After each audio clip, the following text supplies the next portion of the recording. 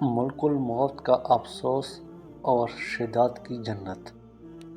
کہا جاتا ہے کہ ملک الموت نے بارگاہ رب العزت میں عرض کی، اے مولا کریم، میں نے کروڑوں لوگوں کی جانیں قبض کی ہے، مگر دو جانیں ایسی ہیں کہ جنہیں قبض کرتے وقت مجھے بڑا ہی صدمہ اور افسوس ہوا ہے۔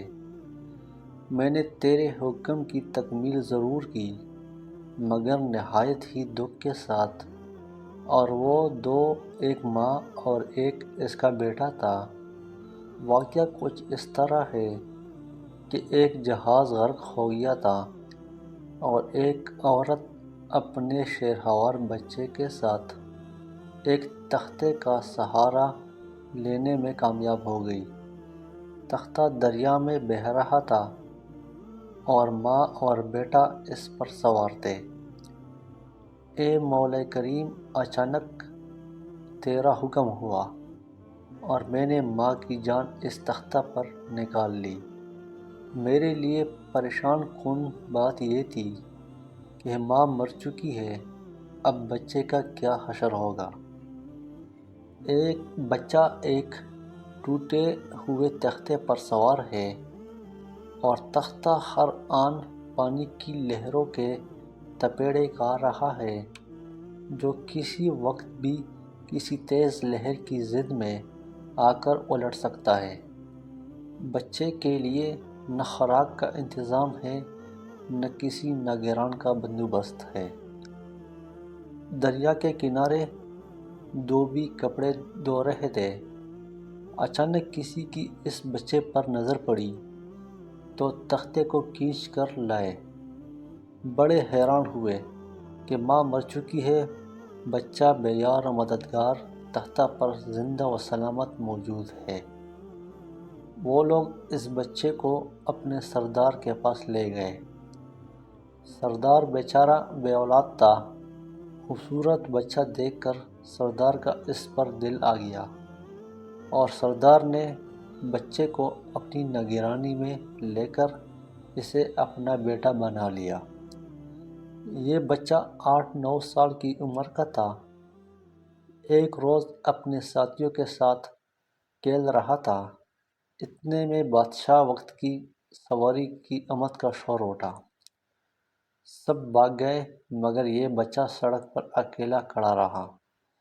بادشاہ کی سواری گزر گئی، اس کے پیچھے اس کا عملہ پیدل آ رہا تھا۔ ان میں سے ایک سپاہی کو راستے میں سے سرما کی ایک پڑیا مل گئی۔ اتفاق سے اس بچے کی نظر بہت کمزور تھی اور سرما کی اسے بہت ضرورت بھی تھی، لہٰذا اس سپاہی نے وہ سرما بحفاظت اپنے پاس رکھ لیا۔ آنکھوں میں لگانے سے پہلے اسے خیال آیا کہ یہ سرما کوئی تکلیف نہ پہنچائے، لگانے سے پہلے کسی دوسرے شخص پر آزما لینا چاہیے۔ قریب ہی وہ بچہ کھڑا تھا، اس نے اس بچے پر آزمانا چاہا۔ بچے نے سرما اپنی آنکھوں میں لگا لیا، مگر جو ہی سرما اس نے لگایا، اسے زمین کی تہ میں موجود چیزیں بھی نظر آنے لگی۔ اس نے دیکھا کہ زمین کے اندر بہت سے خزانے پوشیدہ ہیں۔ بچہ ہوشیار تھا، اس نے چیخنا چلانا شروع کر دیا کہ سرما لگانے کی وجہ سے میری آنکھوں میں سخت تکلیف پیدا ہو گئی۔ وہ سرما کی پڑیا گرا کر چلے گئے۔ بچہ سرما کی پڑیا اٹھا کر گھر پہنچا اور خوشی خوشی باپ کو سارا واقعہ سنایا۔ سردار بڑا خوش ہوا۔ باپ نے کہا کہ ہمارے پاس آدمی بھی ہے اور گدھے بھی ہے، تم سرما لگاؤ، ہم تمہارے ساتھ چلتے ہیں، جہاں کہیں خزانے پاؤ ہمیں بتاؤ، ہم نکال لیں گے۔ چنانچہ ایسا ہی ہوا۔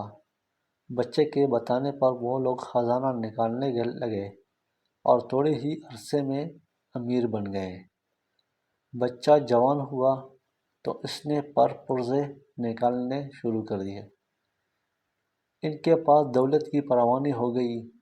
زمین کے تمام خزانے اس کی نظر میں تھے۔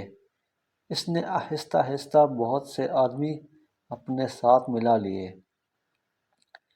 اس کے بعد تمام سرداروں کو ادھر ادھر کر دیا اور خود سردار بن گیا۔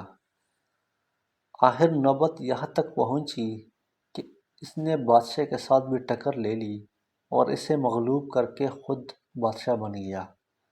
اس بچے کا نام شداد تھا، اور یہ وہی بچہ تھا جس کی ماں تختے پر ہی مر گئی تھی، اور یہ اکیلا دریا کی لہروں کے ساتھ بہہ رہا تھا۔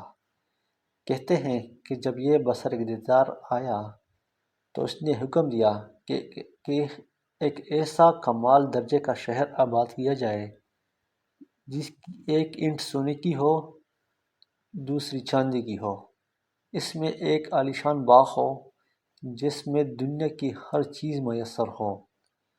جب وہ شہر ہر لحاظ سے مکمل ہو گیا تو شداد نے ارادہ کیا کہ جا کر اس شہر کا نظارہ کیا جائے۔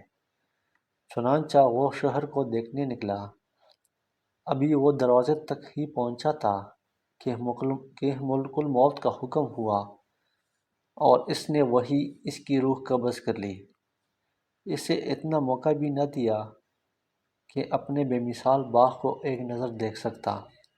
ملک الموت نے کہا، اے مولا کریم، اس شخص کی روح قبض کرتے وقت بھی مجھے نہایت ہی صدمہ پہنچا کہ وہ شخص ہر چیز تیار کر کے اس سے دیکھ بھی نہ سکا۔ اللہ تعالیٰ نے فرمایا، یہ وہی بچہ ہے جس کی ماں تختے پر مر گئی تھی اور اس پر تجھے ترس آیا تھا۔ اس بچے نے بڑے ہو کر نافرمانی کی، خدا کے حکم سے بغاوت کی اور سرکشی اختیار کی، مگر ہم نے اسے خود ساختہ جنت میں قدم رکھنے کی مہلت بھی نہ دی اور اسے باہر ہی ہلاک کر دیا۔ اسی جنت کے بارے میں مشہور ہے کہ وہ دنیا میں موجود ہے مگر انسان کی نظروں سے اوجھل ہے۔ امیر معاویہ کے زمانے میں ایک صحابی کا اونٹ گم ہو گیا تھا۔ وہ اونٹ کی تلاش میں کہیں اس علاقے میں جا نکلے تو اللہ تعالیٰ نے انہیں وہ سب کچھ دکھلا دیا تھا۔ وہ صحابی وہاں کی کوئی نشانی بھی ساتھ لائے تھے۔ ان صحابی نے یہ واقعہ امیر معاویہ سے بیان کیا۔ انہوں نے کافی تلاش کرایا مگر کسی کو وہ جنت نہیں ملی اور اسے اللہ تعالیٰ نے پوشیدہ رکھا۔